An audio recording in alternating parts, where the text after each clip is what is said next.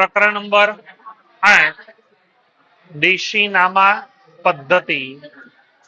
આ પ્રકરણમાંથી પરીક્ષાની અંદર દાખલો પૂછાતો નથી. 3 માર્ક્સનો એક પ્રશ્ન પૂછાય છે, જેમાં 3 અલગ અલગ વ્યાખ્યાઓ પૂછાઈ શકે, વિકલ્પ પૂછાઈ શકે, 1-2 વાક્યનો સવાલ પણ આવી શકે. દાખલા આ પ્રકરણમાંથી આવતા નથી. આપણે નામું લખવા માટેની ટોટલ 2 પદ્ધતિઓ જોઈ ગયા. સૌથી પહેલા ચેપ્ટરમાં આવેલું હતું કે નામા લખવા માટે ટોટલ કેટલી પદ્ધતિઓ ઉપયોગમાં લેવાય છે? 2. એમાંની પહેલી પદ્ધતિ એટલે કઈ? દ્વિનોંધી નામા પદ્ધતિ. અને બીજી પદ્ધતિ એટલે કઈ? દ્વિનોંધી નામા પદ્ધતિની શોધ કોણે કરેલી હતી? લ્યુકા ટેસી. ભારત સહિત સમગ્ર વિશ્વની અંદર પ્રચલિત નામા પદ્ધતિ એટલે બોલો કઈ છે? દ્વિનોંધી. અને ભારતીય ઉપખંડની અંદર વપરાતી નામા પદ્ધતિ, આ ભારતની અતિ નામા પદ્ધતિ ખૂબ પ્રાચીન ગણવામાં આવે છે. આ પદ્ધતિ દ્વિનોંધી નામા પદ્ધતિ કરતા પણ વધારે જૂની છે. દ્વિનોંધી નામા પદ્ધતિની શોધ થઈ એ પહેલા પણ આ નામા પદ્ધતિ અસ્તિત્વમાં હતી. ઘણું બધું સામ્યતા છે, ઘણું બધું અલગ પણ છે. દેશી નામા પદ્ધતિ, એની અંદર જે ચોપડાઓ વાપરવામાં આવે છે લખવા માટે, એ ચોપડાને કહેવામાં આવે છે વહી. શું કહેવામાં આવે છે? વહી. એટલે આ પદ્ધતિનું નામ પણ એવું પડેલું છે, વહી ખાતા પદ્ધતિ. અંડરલાઈન કરો ચોપડીની અંદર. આ પદ્ધતિમાં ચોપડાને શું કહેવામાં આવે છે? વહી. એટલા માટે આ પદ્ધતિનું નામ બોલો શું પડેલું છે? વહી ખાતા પદ્ધતિ. ચોપડાને કહેવામાં આવે છે વહી, એટલે નામ પડેલું છે વહી ખાતા પદ્ધતિ. અંડરલાઈન કરજો. આ પદ્ધતિ મુજબ ચોપડા પ્રાદેશિક ભાષામાં લખવામાં આવે છે. પ્રાદેશિક ભાષા એટલે શું? દાખલા તરીકે ગુજરાતમાં આ નામા પદ્ધતિ લખાય છે, તો કઈ ભાષામાં લખાશે? ગુજરાતી. મહારાષ્ટ્રમાં લખાતી હોય તો મરાઠી. જે તે પ્રદેશની જે ભાષા હોય એ ભાષા મુજબ આ પદ્ધતિના ચોપડાઓ તૈયાર કરવામાં આવે છે. ત્યાર પછી છે દેશી નામા પદ્ધતિના લક્ષણો. વિકલ્પમાં પણ આવી શકે, 1-2 વાક્યના સવાલમાં પણ આવી શકે, 3 ગુણની અંદર પણ આવી શકે. ચોપડા અંડરલાઈન કરો. દેશી નામાના ચોપડા લાલ રંગના કાપડના પૂંઠાવાળા હોય છે. મોટાભાગે દિવાળી પર આવા ચોપડા મળતા હોય છે. લાલ કલરના હોય, એકદમ જાડું પૂંઠું હોય, અને ઘણી બધી વખત એમાં સફેદ દોરીથી સિલાઈ પણ કરેલા હોય છે. આ પૂંઠા પર જાડા દોરાની સિલાઈ વડે ડિઝાઇન પણ પાડેલી હોય છે. જે એવા પ્રકારના ચોપડા હોય છે એ ઊભા, સફેદ, કોરા કાગળ વાળા અને દોરીથી બાંધેલા. પહેલાના સમયમાં જે ચોપડા ઉપયોગમાં લેવામાં આવતા ને, એમાં લીટીઓ ન હતી, એટલે કે પાના કેવા હતા? કોરા. જો કે હવે લીટીવાળા ચોપડાઓ છે, એનો પણ ઘણી બધી જગ્યાએ ઉપયોગ કરવામાં આવે છે. વાંચો. નંબર 2 શું છે? વર્ષ. એકાઉન્ટમાં આપણે અત્યાર સુધી જે જોઈ ગયા એ આપણું હિસાબી વર્ષ કયું હતું? 1/4 થી 31/3. એ નાણાકીય વર્ષ ગણાય. કયું વર્ષ ગણાય? દેશી નામામાં આ વર્ષ મુજબ હિસાબો લખાતા નથી. દેશી નામાનું હિસાબી વર્ષ કયું છે? વિક્રમ સંવંત વર્ષ. આ વિક્રમ સંવંત વર્ષનો પહેલો દિવસ એટલે બોલો એને કહેવામાં આવે છે શું? કારતક સુદ એકમ. શું કહેવાય એને? કારતક સુદ એકમ. અને છેલ્લો દિવસ એને કહેવાય આસો વદ અમાસ. આ એકમ છે, આ છેલ્લું અમાસ છે. વિક્રમ સંવંત વર્ષનો બોલો પ્રથમ દિવસ એટલે કયો? કારતક સુદ એકમ. અને છેલ્લો દિવસ એટલે આસો વદ અમાસ. આ વર્ષ માટે એક વર્ષના ચોપડા લખાય છે, પણ જો કે હવે ઘણી બધી વખત આ હિસાબો નાણાકીય વર્ષ એટલે આપણો બોલો કયો હતો? 1/4 થી 31/3 એ મુજબ પણ ઘણા બધા વેપારીઓ લખે છે. નંબર 3 બોલો શું લખેલું છે? પૂજાનું પાનું. રોજમેળ કે બેઠો મેળ એના ચોપડા છે. એના પ્રથમ પાના પર વેપારી પોતાના ઈષ્ટદેવના નામ અને પ્રાર્થના લખે છે. આ ચોપડાનું પહેલું પેજ, એ પહેલા પેજને કહેવામાં આવે છે પૂજાનું પાનું. જેમ કે શ્રી ગણેશાય નમઃ, શ્રી મહાલક્ષ્મી માતાજીનું તેજ હજો, અથવા ચામુંડા કૃપા, ખોડિયાર કૃપા, પોતપોતાના ઈષ્ટદેવ હોય. ધર્મ પ્રમાણે બધાના અલગ અલગ હોય. જે લોકો પોતાના ઈષ્ટદેવને માનતા હોય એ ઈષ્ટદેવનું નામ પહેલા પાના પર લખે છે. આ પાનાને કહેવામાં આવે છે પૂજાનું પાનું. ત્યાં બીજી કોઈ નોંધ કરવામાં આવતી નથી. ગણેશાય નમઃ લખે ને એની આગળ આ રીતે લખવામાં આવે છે.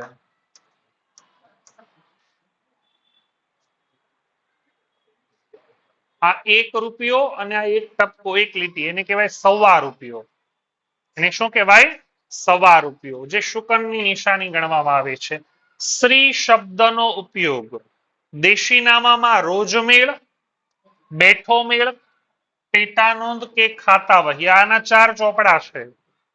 એ દરેકે દરેક ચોપડાની અંદર જે ખાતું લખવામાં આવે એ ખાતાના નામની આગળ કયો શબ્દ લખવામાં આવે છે? શ્રી શબ્દ. દરેકે દરેક ખાતાનું નામ હોય. અંડરલાઈન બધામાં સાથે કરતા જજો, બધામાં હું સાથે બોલીશ નહીં. અગત્યનું હોય એ તમારે અંડરલાઈન કરતું જવાનું. નામની આગળ બોલો કયો શબ્દ લખાય છે? શ્રી. કોઈ પણ ખાતું હોય, માન આપવાનું. ખાતાના નામની આગળ બોલો કયો શબ્દ આવશે? દાખલા તરીકે આપણે દ્વિનોંધીમાં લખતા હતા કે વ્યાજ ખાતે, તો દ્વિનોંધીની જગ્યાએ દેશીનામામાં શું લખાય? શ્રી વ્યાજ ખાતે. શ્રી એટલે શુભ ચિહ્ન, સારી નિશાની ગણવામાં આવે છે. આપણે દ્વિનોંધીમાં લખતા હતા ફર્નિચર ખાતે, તો અહીંયા લખવાનું શ્રી ફર્નિચર ખાતે. પગાર ખાતે, તો અહીંયા લખવાનું શ્રી પગાર ખાતે. દરેકે દરેક ખાતામાં નામની આગળ શ્રી શબ્દનો ઉપયોગ કરવામાં આવે છે. પછીનો મુદ્દો છે સળ. સળ એટલે એને કહેવાય ગળી. આપણે આપણી ભાષામાં કહીએ છીએ ઘડી. ઘડી એટલે પેલું ડિટર્જન્ટ પાવડર ને કેક એ નહીં. આપણે ફોલ્ડ કરીએ ને, વાળીએ, એને શું કહેવાય? આપણી ભાષામાં ઘડી કહીએ, પણ એને કહેવાય શું? ઘડી. દેશીનામા પદ્ધતિમાં કહેવાય છે સળ ખાના. દેશીનામા પદ્ધતિમાં દરેક ચોપડાના પાના એમાં સળ એટલે કે ગળી પાડેલા હોય છે. એ ગળી પાડવાની પણ સિસ્ટમ હોય છે. રોજમેળ, બેઠો મેળ કે ખાતા વહીના ચોપડા 8 સળ વાળા હોય છે. અગત્યનું છે, રોજમેળ, બેઠો મેળ કે ખાતા વહીના પાના કેટલા સળ વાળા હોય છે? 8 સળ. જ્યારે પેટા નોંધના પાના કેટલા સ્થળવાળા હોય છે? 6. પણ હવે ઘણી બધી વખત વેપારીઓ આ ખાના પાડવાની જગ્યાએ તૈયાર ખાનાવાળા ચોપડાનો પણ ઉપયોગ કરે છે. ચોપડો આપજો ને મને, ચોપડો કોઈ પણ એક. એ ચોપડાની અંદર આ ઘડી કઈ રીતે પાડવામાં આવે છે એનો પણ એક પ્રકાર હોય છે. એક ઘડી દાખલા તરીકે આ પેજ છે એમાં 8 સ્થળ પાડવા છે તો સૌથી પહેલા પેજને એક વખત ફોલ્ડ કરવામાં આવશે. એક વખત ફોલ્ડ કરવામાં આવે તો બોલો કેટલા વિભાગ પડે? 2 વિભાગ પડશે. પહેલી વખત ફોલ્ડ થયું, હવે કાયદેસર લખતા પહેલા ફોલ્ડ કરવામાં આવે. ફરી પાછું એક વખત ફોલ્ડ થયું અને હજુ એક વખત ફોલ્ડ થયું. 6 થઈ ગયા. 8 ખાના પડશે.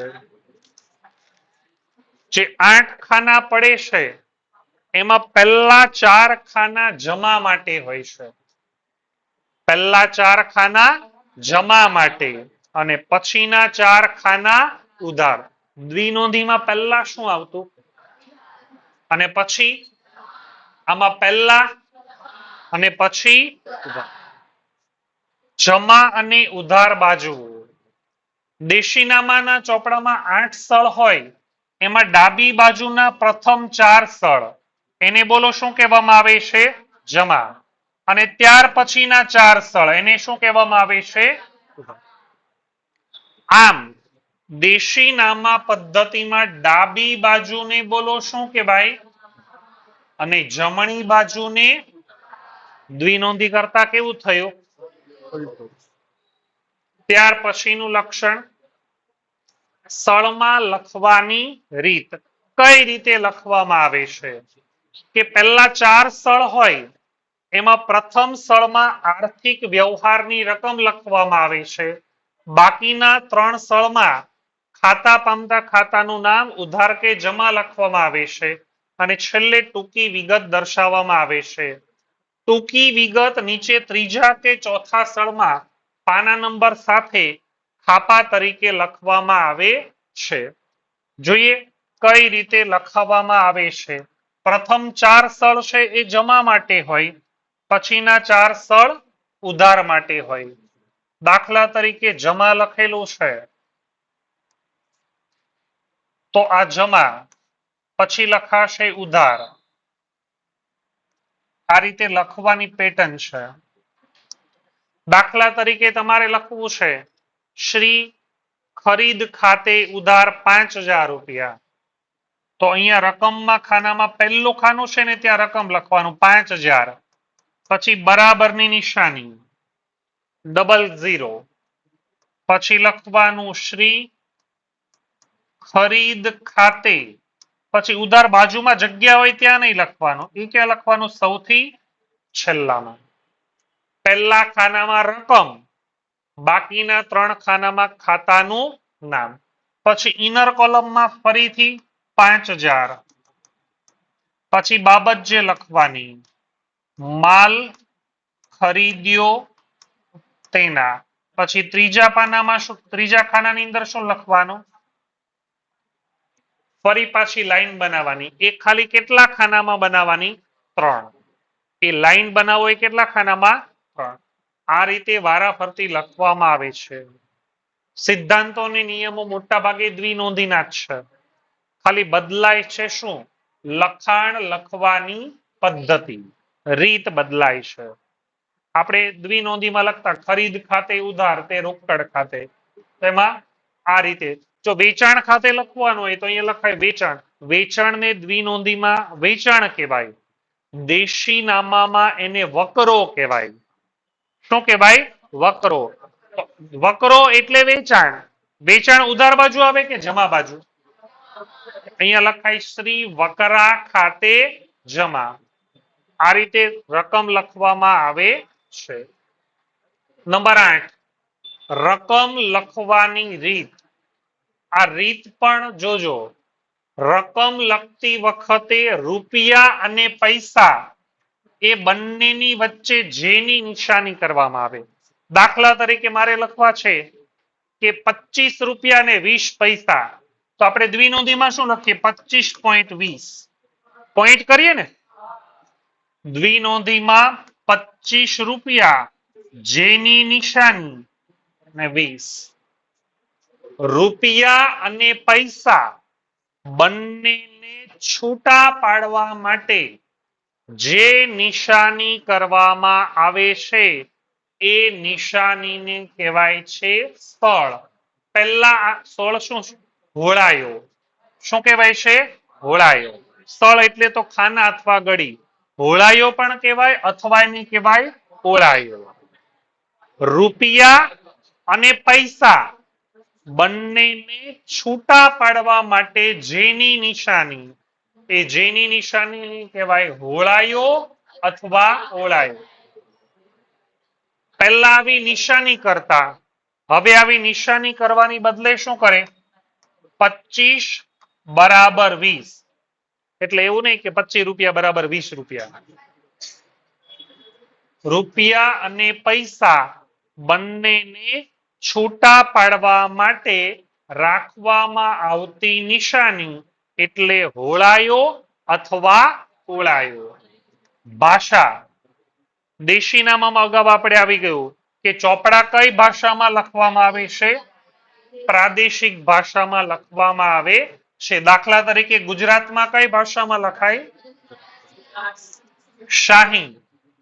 દેશીનામાના ચોપડા મોટા ભાગે બોલો કઈ શાહીથી લખાય? કાળી શાહી. જોકે એ પહેલાના સમયનો રિવાજ છે. હવે આ ચોપડાઓને ભૂરી શાહીની મદદથી પણ લખવામાં આવે છે. આપણે આ જોયા દેશીનામા પદ્ધતિના લક્ષણો. લક્ષણોની અંદર સૌથી પહેલું બોલો શું હતું? ચોપડા કેવા આવતા? લાલ કલરના કાપડના પૂઠાવાળા, સફેદ દોરીથી સિલાઈ કરેલી.